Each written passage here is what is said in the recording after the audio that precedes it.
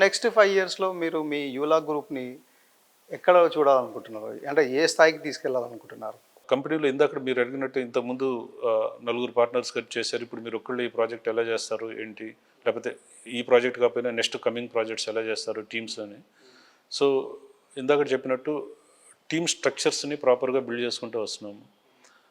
నా నెక్స్ట్ లెవెల్‌లో లేయర్స్ అన్నిటిని కరెక్ట్‌గా క్రియేట్ చేసుకుంటూ వస్తున్నానండి. మొత్తం డెలిగేట్ చేసుకుంటూ వెళ్తున్నాను ప్రాసెస్‌ని.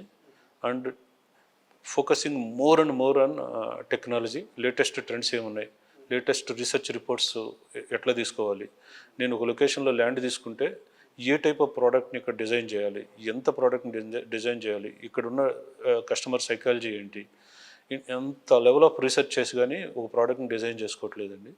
అట్లా నా ప్లాన్స్ ప్రకారం నెక్స్ట్ 1 ఇయర్లో కంప్లీట్గా ఒక కార్పొరేట్ స్టైల్లోకి తీసుకురావాలనేది నా గోలు. ఆల్రెడీ మీ ఆఫీస్ చూస్తేనే కార్పొరేట్ లుక్‌లో ఉంది. ఇంకొంచెం స్టాఫింగు, ఇన్ఫ్రాస్ట్రక్చర్ని, టెక్నాలజీని కంప్లీట్గా మైండ్ సెట్ని మార్చేయాలండి. ఇది ఒక రియల్ ఎస్టేట్ కంపెనీ కాదు, ఇది ఒక ఇన్నోవేషన్ హబ్ లాగా. కొత్తగా ఎట్లా చేయాలి, ఖర్చు ఎక్కడ తగ్గించాలి, కస్టమర్ ఫెసిలిటీస్ ఎక్కడ పెంచాలి, క్వాలిటీ ఆఫ్ కన్స్ట్రక్షన్ ఎట్లా పెంచాలి, ప్రోడక్ట్ డిజైన్ని more connected to the customer ఎలా చేయాలి అనే దాని మీద సపరేట్గా ఒక టీమ్స్ని బిల్డ్ చేసుకొని చేస్తున్నామండి. బట్ ద గోల్ అంటే బై 29-30 ఒక పబ్లిక్ ఇష్యూకి వెళ్ళాలనేది నా గోల్ అండి.